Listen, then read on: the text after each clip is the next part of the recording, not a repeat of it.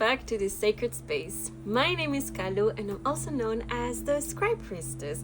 And on this channel, I make videos about spiritual development, our spiritual journey here on earth, and spiritual practices. And we are now going to be diving in the second sign of the Zodiac, which is Taurus. And I am so happy making this series because I absolutely love astrology. I am an evolutionary astrologer and I have been studying for quite some time now the signs and the archetypes of these energies, and I am really looking forward to go through the astrological wheel and to explain a little bit about what these energies are inviting us to explore and to ignite in our lives. So before I get started with the video of today, I wanted to tell that there is going to be an extended version of this video on my webpage where I'm going to be talking about what it means to have a Taurus moon. Normally we know which sign our sun is in. For example, when you read horoscopes or things like that, you get your sun sign. But it is very important to also get to know your moon sign, because the moon actually has or holds a key to evolution and to healing in our lives. So if you're interested to know more about this subject, I am going to leave the link to my webpage down below on the description so you can go and check it out. It is on my member section, and there is an extended video library about all the videos that I post here on YouTube. Without further ado, let's get started with today's video. So you guys, we have arrived to the second energy of the Zodiac, which is Taurus. And from this very active energy that we were talking about in Aries, we come to this very passive, very patient energy of Taurus. So Taurus is represented by the bull, but it also can be represented by the cow. And I find this very interesting because there is a lot of symbolism regarding milk. So milk, it is a substance that in alchemy or in esoteric texts is portrayed as a divine substance. So it's the substance of the fruit of the loins, so to speak. There is a reason why our galaxy is called the Milky Way. And this is interconnected with what Taurus is inviting us to explore and to cultivate in our lives. I want to start by making the connection to Mother Nature. So Taurus is a sign that has the element of the earth. It is the most earth energy of all the other signs that are on the zodiac wheel. It is the first very deep, very grounded earth energy. It has to do everything with our Mother Nature, how the plants evolve, the animals, everything that has to do with the natural organic evolution of species, the development of our senses, of our skills, anything that has to do with the physical body. So when you go outside and you see the flowers, they are all connected to Taurus. This, the normal and organic way of the plant world to go through cycles of life. So what we know as the seasons, and this natural rhythm of being asleep in winter time, recuperating energies, and taking this sleep time where you are reflecting and actually just resting yourself, to slowly being awakened by the springtime, then flourishing and being open to receive the sunshine in summertime, then entering again into this sleep cycle with autumn when you are losing the leaves and you're just preparing yourself very quietly with a lot of love and tenderness to receive winter time again and start all over again this cycle. That is Taurus. So this beautiful energy of the cow or the bull represented fertility. It is a very fertile energy because it has also the creative or creatix energy of Venus. The planet Venus is the ruler of Taurus. And I'm going to talk about Venus later on, but all the energy that we see represented by the planet Venus or the goddess Venus, including the goddess Venus, is going to be also represented in Taurus. Taurus is the nature, how the leaves grow, how the animals get together, reproduce themselves, how they hunt, how they survive, how they build community also. All of those processes that happen naturally in nature are the energy of Taurus. Taurus is a very stable and grounded energy. It doesn't thrive on change. It actually likes to go at its own pace, taking time and following the organic path of life. So we are coming from a very I energy. Mantra of Aries is I am, because it's a very self-centered energy that is focusing on what the I wants. And the mantra of Taurus is I have. And Taurus is the energy that is capable of materializing and manifesting into matter. So this energy is the creative process any manifestation needs in order to materialize itself in reality. That's why the energy of Taurus is so steady, secure, and stable, because it's through this process of creation that the Taurus energy is going to be expressed. And the more you are creating and manifesting in this life, the more you're going to see that there are times and processes that you need to be taken in consideration, regardless of what your I want. So the I can want a lot of things. Like Aries can say, I want to have a big house right now. But when the energy of I have comes, you know that there is going to be a process in order for you to say, I have the house of my dreams. This is actually going to take time, processes, and this notion of what it means to manifest in this life, and how your physical body is also going to be involved in this manifestation. The energy of Taurus is everything that has to do with our five senses. So it's how I see, how I feel, how I taste, how I hear, and how I smell. It is a very driven energy for all the pleasures that we have in life. So the energy of Taurus wants to be touched. It wants to be having good food, a pleasurable time. It wants a safe space to where the physical body can be secure. So that's why this energy is very much oriented with the abundance we can achieve in a lifetime, the process of generating abundance. And I'm not just talking about money, although it also is intertwined and connected with the energy of manifesting money as an abundance type. But I'm not just referring myself to money, but to be able to be abundant in a lot of other material things. It can be an abundance of food, for example, abundance of physical things.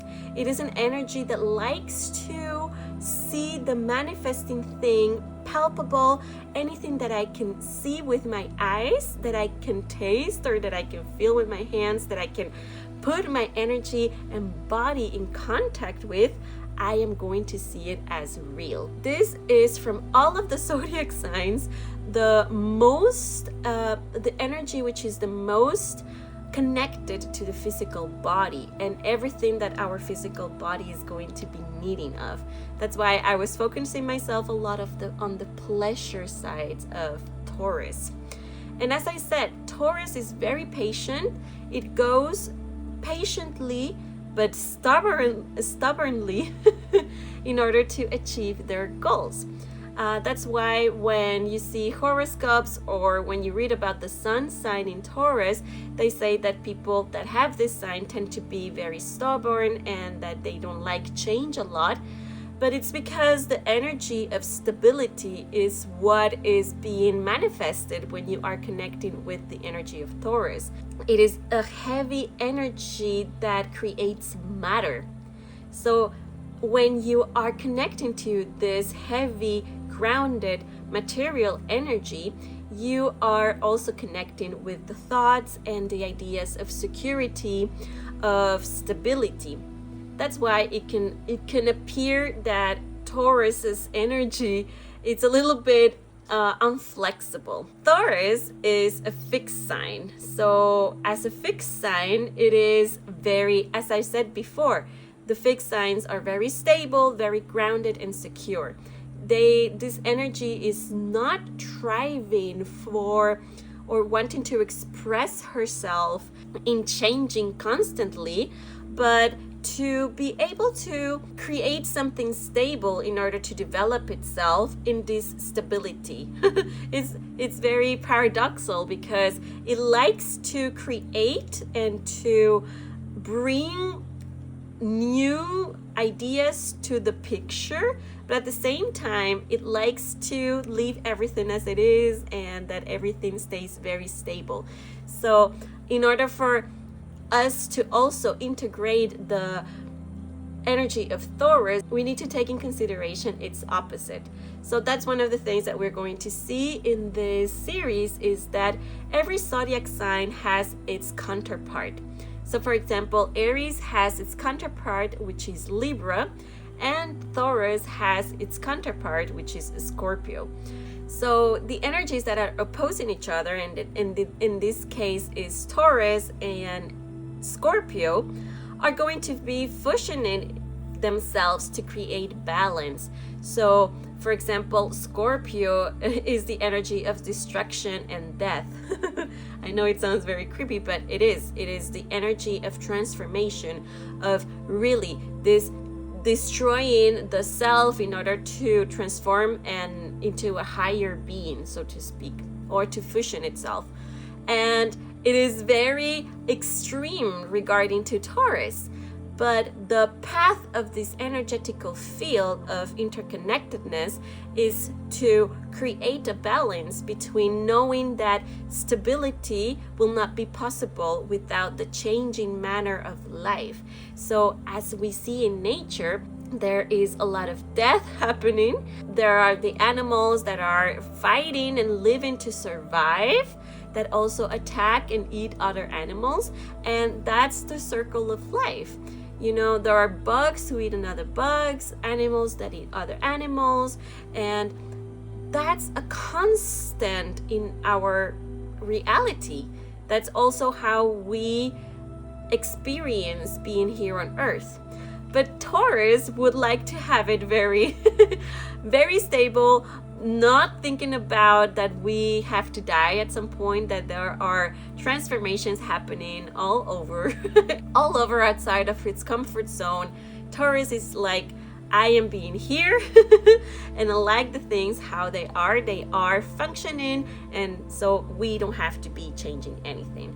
That's sort of the energy that is. And because it's also a very thriving energy to success, it doesn't move itself so rapidly as Aries, that is not taking in consideration everything, that is very impulsive and aggressive. But Taurus goes very stable, very passive, but steady. It will also reach the point, and that's why the energy of Taurus is so amazing to manifest here on life, because it understands what it takes to be able to manifest here on Earth, because of the processes, the natural processes we have here in life. So the time and space is also a very important concept that is being generated in the energy of Taurus.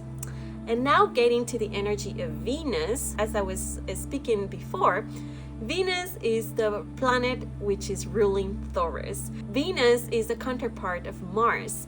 And these are two energies that are functioning as polarities, you can see it that way, or as opposites, but that are one in reality. So in one, Mars is going to be this warrior, this go-getter that is going to go to get the thing that they want, and Venus is the more passive that is attracting what she wants in this energy. That's why we are talking about Mars being a little bit more of a masculine energy, active one, and impulsivity, for example, and Venus being a more feminine energy with passiveness, with creativeness, and connected to the arts and creativity. Both are planets in service of the sun. And when I say in the service of the sun, it is on the service of the I, of the self. So whatever the sun wants, this planet are going to make interpretations of that and try the best to bring it into reality and manifestation.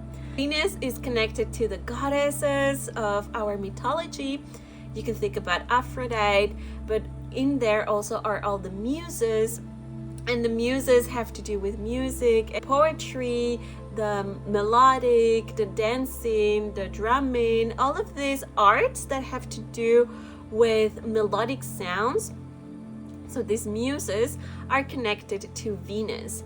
Venus is the planet that is telling us how we experience pleasureness, how we experience being pretty, and our self-esteem. It is not only how we see ourselves as being pretty or not, or how we can perceive our self-esteem or our sense of beauty, but it's also the capacity to see and connect with the beauty outside of ourselves, to portray ourselves beautiful to the eyes of other people. And Venus is a very sociable planet. It likes to be the cool guy, for example, that everybody is going to be agreeable with, that is going to be very social, the life of the party maybe even. And it's everything that has to do with this pure joy of just enjoying life, to just experiencing life through our senses. It has to do with the pleasure of eating, the pleasure of being intimate with another person. And one of the things that is very important to be explaining here is that Venus is very different from the moon, because the moon is also a feminine energy, just as Venus. But the moon is going to be very connected to the mother. So how we feel the sense of nurture, to be nurtured, and the mother figure, an archetype that we have in our lives, an idea of what it means to be a mother, or what it means to be taken care of. But the energy of Venus is actually a partner. You're looking for somebody who's going to love you physically, romantically, and sexually. You're not looking for a mother, as when you are looking to the moon. In Venus, you are looking for a romantic partner, this energy of, as I said, sexuality, of pleasureness, of being touched, being caressed, being united with the senses that you have in your body. And I wanted to make that distinction because when we are connecting with the types of partnerships that we tend sometimes to mix a little bit the moon and the Venus style in what we choose to be attracted to.